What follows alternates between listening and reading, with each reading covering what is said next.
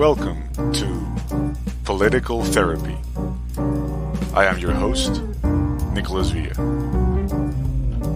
Political Therapy is an online radio program focused on explaining politics and healing society.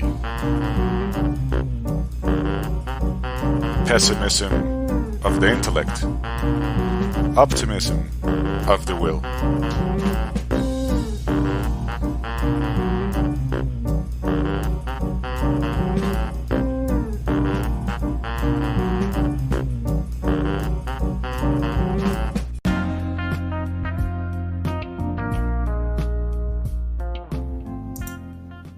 Welcome once again to Political Therapy. Today's topic is fear. Previous episodes have focused on a number of things.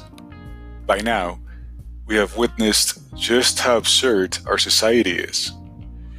We have also seen that it really doesn't have to be this way, and that as a species, we human beings are living very much below our potential as a society and as individuals.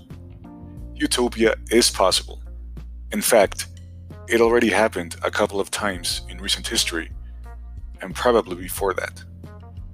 On earlier episodes, I discussed the structure of our absurd society.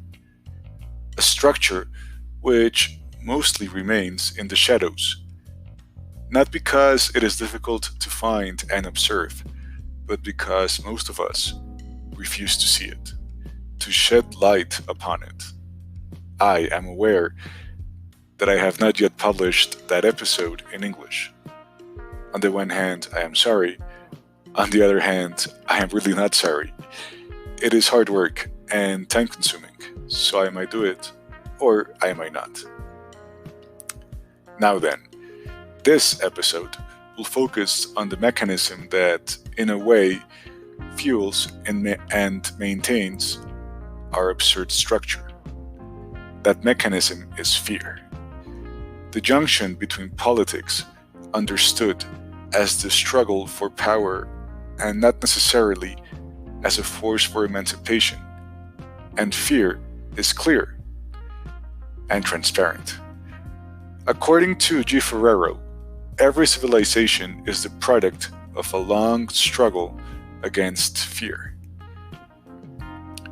I personally agree with Margaret Mead, the anthropologist, who claims that civilization begins with caring for the weak. She gives an example where when archaeologists and anthropologists find that broken bones have been fixed, then they can conclude that bone belonged to somebody who already lived in a civilization, in a society. Because according to Mead, the sign that civilization exists is the sign of caring for one another, of basic solidarity. When you break your leg or your bones, you need somebody to care for you. You need somebody to heal you. You need somebody to take care of your responsibilities while you heal. So for me, this is the sign of civilization, of the existence of civilization, and I personally agree with her. Of course, this does not mean, or does not in a way demerit, or in any way demerit, Ferrero's claim that every civilization is the product of a long struggle against fear, because fear is a very basic human emotion.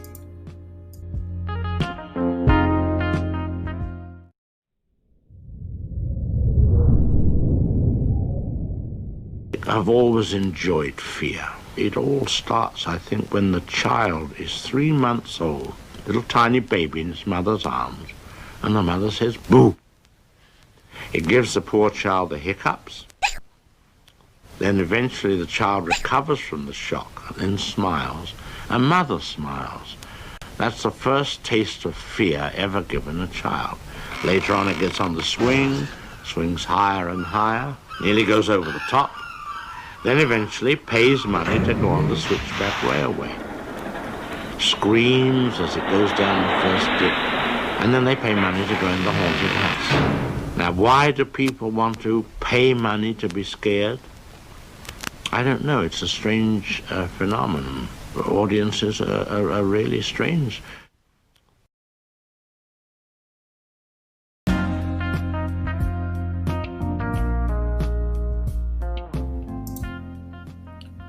For me, there is no one better suited to examine fear than the great French theorist on the subject, Jean Delémeux. Please forgive my French. According to the late French author, fear contains a clinical framework. It is a shock emotion generated by the awareness of an imminent danger that in turn generates physiological responses. The emotion of fear generates unusual energy and makes a difference for the body whole, manifesting at the same time internally and externally in the human being, according to Delémeux. There are individual fears and collective fears, fears of the common and fears of the elite. There is fear which has a precise subject that can be faced, since it is well identified, says Delémeux. And as opposed to anguish, which is, once again according to the French theorist, a painful weight in the face of a danger that is not clearly identified. In other words, for Delémeux, anguish and distress are the same thing. Distress being a global feeling of insecurity. Throughout history, our civilization has denied, hidden, shamed, and banished its own fear, or fear in general. For Descartes, fear stemmed from excessive cowardice. For the Roman poet Virgil, fear was the evidence of low birth. While for Montaigne and La Bruyère, fear manifested itself in the poor, due to their propensity for cowardice.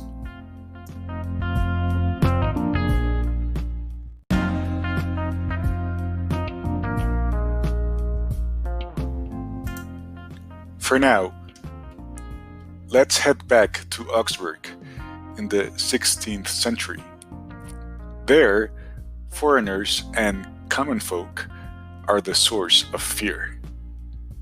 16th century Augsburg is a city extremely well protected by stone and iron. Common folks' emotions are unpredictable and dangerous, and foreigners are most likely invaders. As the 9th century proverb reveals, this attitude is quite present throughout Western culture, now and throughout history. Here's a quote from the 9th century. If a foreigner comes to your city, he relates to you and agrees with you, don't trust him. On the contrary, that is when you have to be the most careful. Like I mentioned before, there is one emotion, or perhaps feeling, that can be attributed to those of low birth: fear. Before Christ was born, the Roman poet Virgil had already sentenced, "Fear is proof of a low birth." And so, it became truth thereafter. The rich and noble know no fear. John the Fearless comes to mind, as does Charles the Reckless, both noble and both without fear. Symphorien Champier, a terror fairy of the nobility, already noted that the Lord must take delight and comfort in the things that produce suffering and toil in his men. Machiavelli, speaking on behalf of reason, advised rulers that it is better to be feared than to be loved if they were to maintain power. the more afraid we are, the more we obey. The powerful, the noble, and rich, on the contrary, have always been presented as brave. Fear has always been something to be embarrassed about. Of course, 1789 brought about the revolution of the fearful and the cowardly. The masses found out that they too could instill fear. After all, Robespierre's was a regime of terror. Still, no one wants or has ever wanted to accept their own fear, not even the cowardly low classes. After revolutionary ideas had captured the minds and hearts of those far beyond French borders, kilometers away and years afar, Venezuela's national anthem was titled "Glory to the Brave People." No one who does great things sings songs to their fear. The history of fear in the West is quite interesting. Praise the sea, but stay on the shore is an ancient Latin proverb. Similar proverbs can be found in Russian culture and even amongst the seafaring Dutch. Of course, this is to be expected. Beyond the sea lay invaders, disease, and the unknown. In any case, the magnificent power of a choleric ocean was enough to instill fear upon civilization until not so long ago.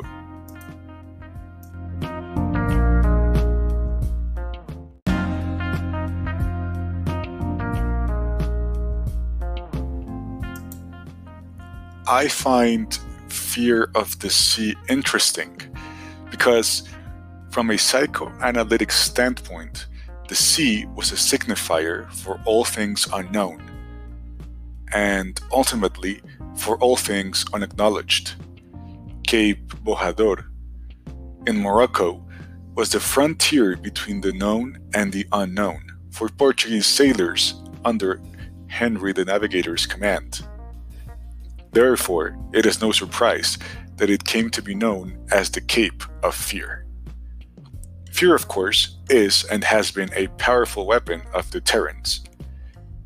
In the 15th and 16th centuries, European nations discouraged other European nations from exploring unknown lands by fabricating and exaggerating stories about the sorts of threats that dwelt beyond.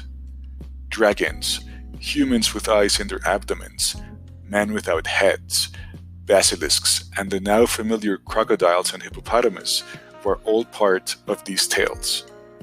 Of course, I am quite aware that the unknown, the foreign, and the exotic also elicits attraction and fascination, and has done so throughout history. The unknown, that region where everything is possible, allows shedding light upon our banished and unacknowledged desires. For more analysis on that topic, you probably want to check the previous episode, for now, only available in Spanish.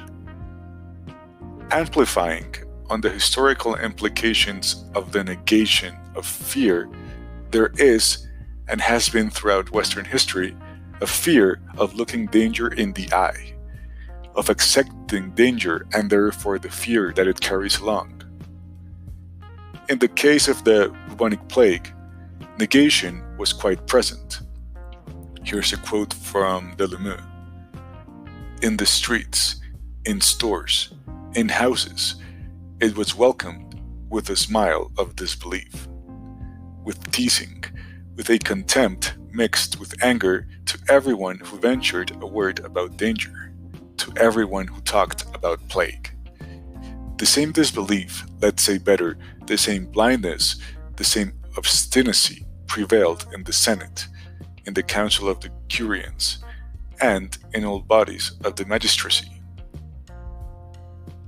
When the danger in negation can no longer be negated, fear becomes perennial. People become afraid of the dead, the living, of the air they breathe, and of themselves. Much like in Stalinist paranoia, where anybody could be infected with treason, the plague meant anyone could be infected with the disease. Neighbor, friend, father, and son all became sources of suspicion, and the marital bed became a death trap.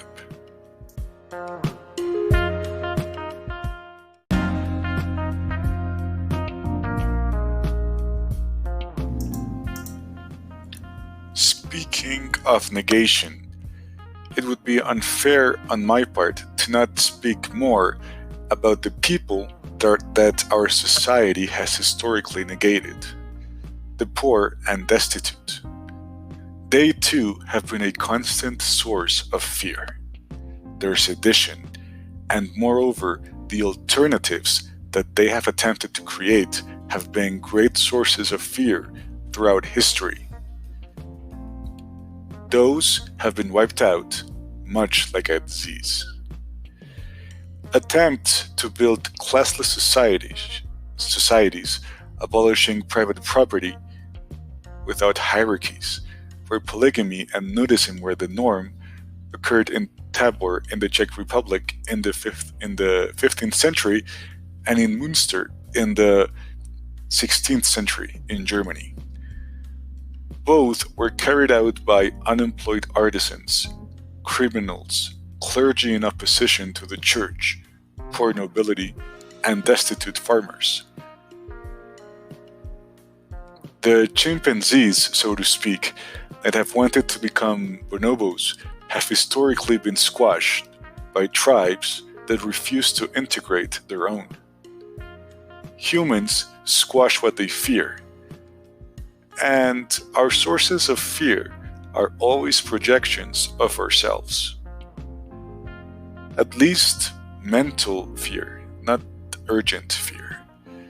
Besides our fear of sedition, there is also the fear that originates from the anxiety of not being told what to do by someone. Power vacuums have fueled public disorders and panic throughout history. What about the day after the revolution? Well, I'm sorry to say that fear still remains. Should the revolutionaries be the winners, they will fear reprisal by the former elites and their allies.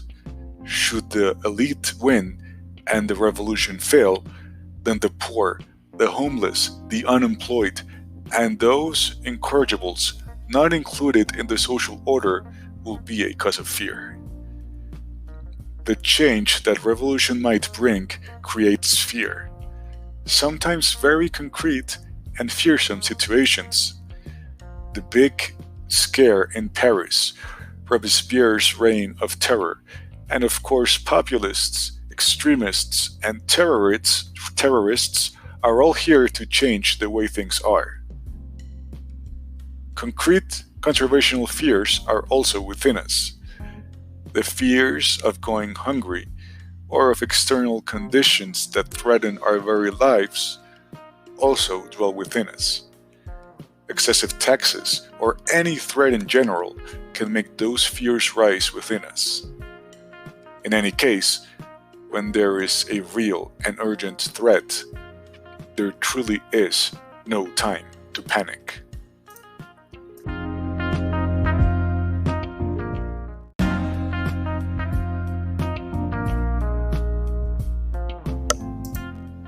Now then, from the viewpoint of electoral politics, fear is a marvelous resource. Marvelous, mind you, speaking in a Machiavellian manner. Fear creates very obedient masses and individuals.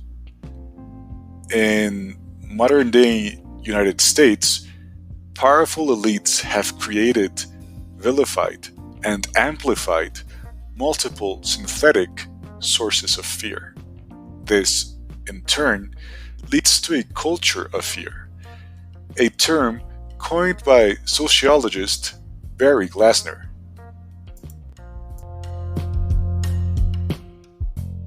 As a record number of people hit the road this holiday weekend, an alert about road rage.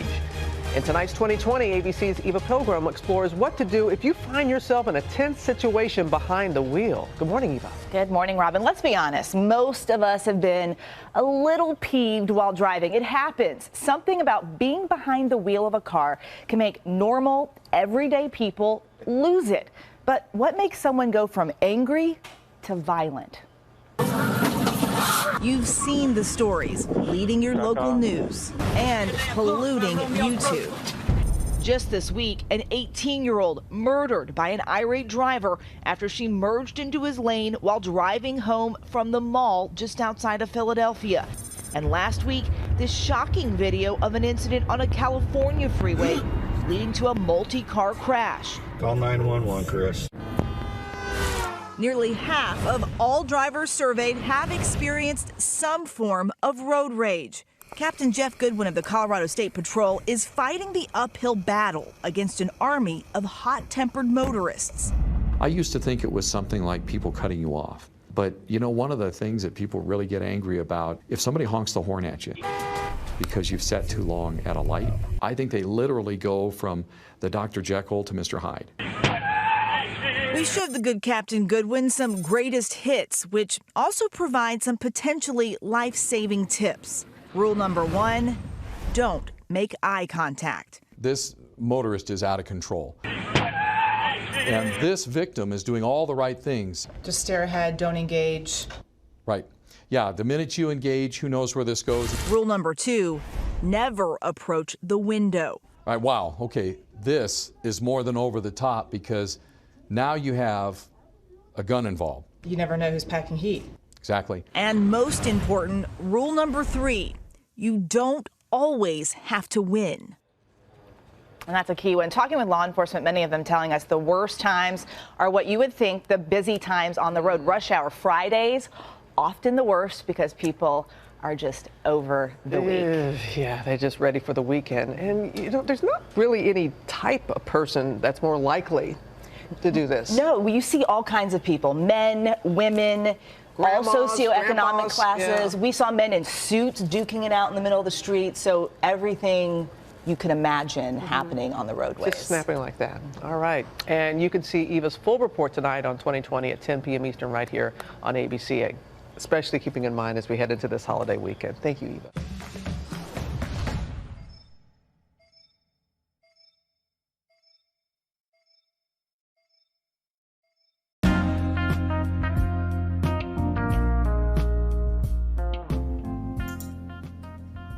Road rage, single men, single mothers, the Catholic Church, suicide, crack babies, ADHD, teen mothers, and black men have all been the protagonists of fear campaigns originating from power structures and dispersed by media outlets, persuading an entire population to fear one of its members during any given moment is extremely useful in order to maintain and continue existing power structures.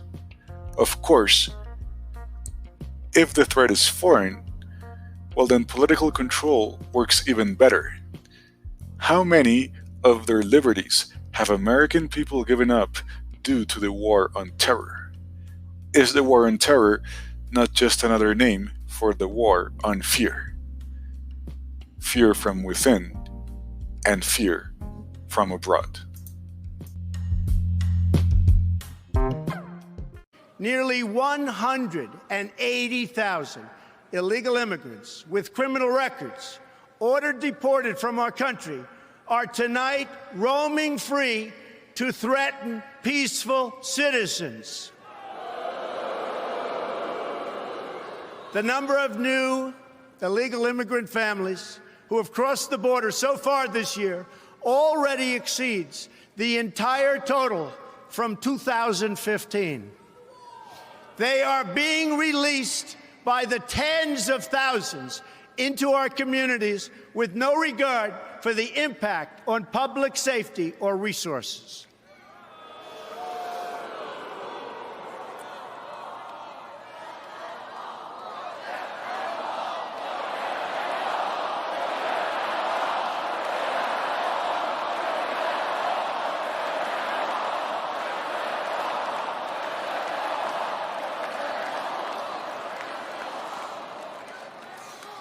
One such border crosser was released and made his way to Nebraska. There, he ended the life of an innocent young girl named Sarah Root. She was 21 years old and was killed the day after graduating from college with a 4.0 grade point average, #1 in her class. Her killer was then released a second time, and he is now a fugitive from the law. I've met Sarah's beautiful family, but to this administration, their amazing daughter was just one more American life that wasn't worth protecting. No more. One more child to sacrifice on the order and on the altar of open borders.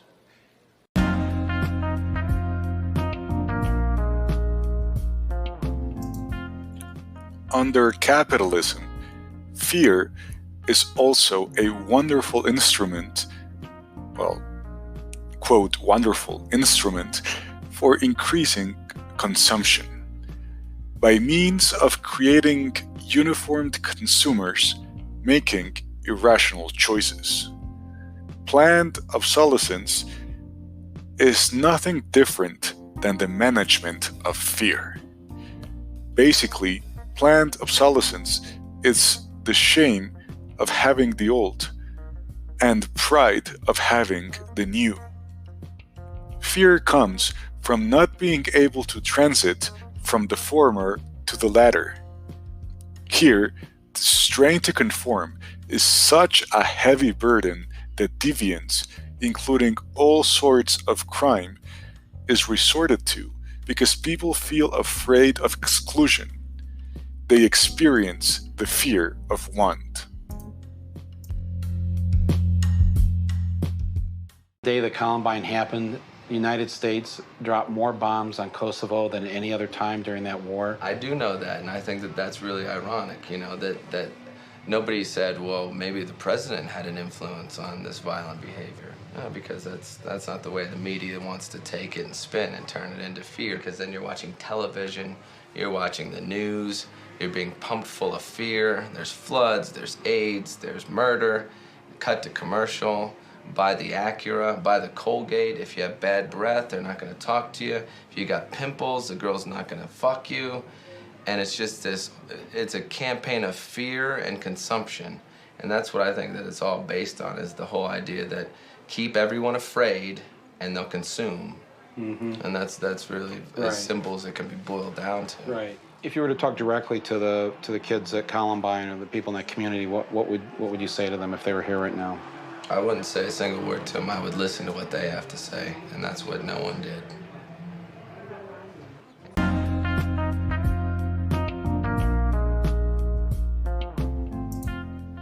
So far, I have exposed Jean Delemue's ideas. Delemu considers that our fear is fear of death. From the standpoint of psychotherapy, however, the situation is more complex. In fact, Gestalt psychotherapy posits pretty much the opposite thesis. Fear is fear of life, not death. Wolf Biermann, German artist and dissident, considered that true idealists should ask themselves the question, is there life after death? Psychoanalyst and philosopher Slavoj Žižek considers that the right question we should ask ourselves is if there is life before death. African slaves in French colonial Haiti knew this question all too well. They also gave the proper answer, considering their condition of servitude. It turns out that those African slaves referred to each other as zombies. That is actually the origin of the word for modern popular culture. After all, they truly were living dead.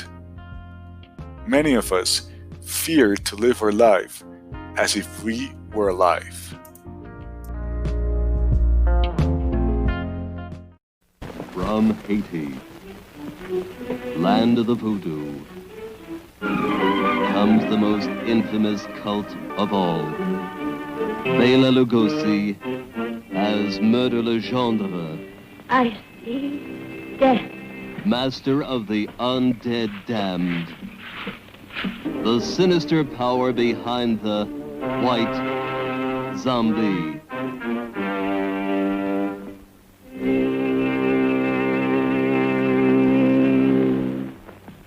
Zombies?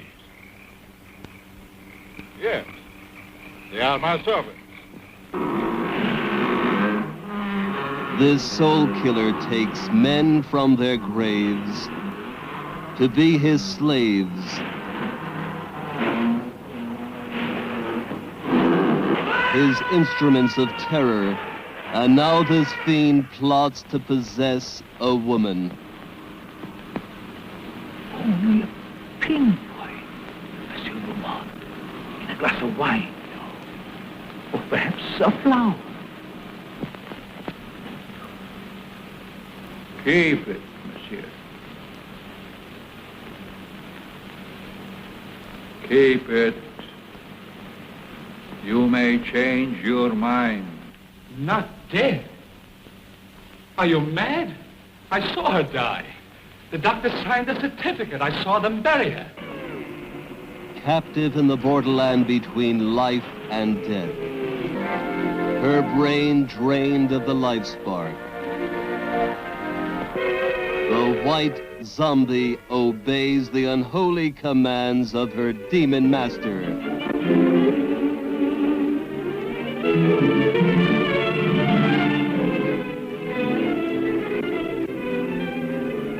As mindless creatures carry out his cursed will, terror explodes in horror and heartquake. Zombie! Allez, allez! Never eyes so evil, never powers so potent, never magic so black. Bela Dracula Lugosi as the master of the white zombie.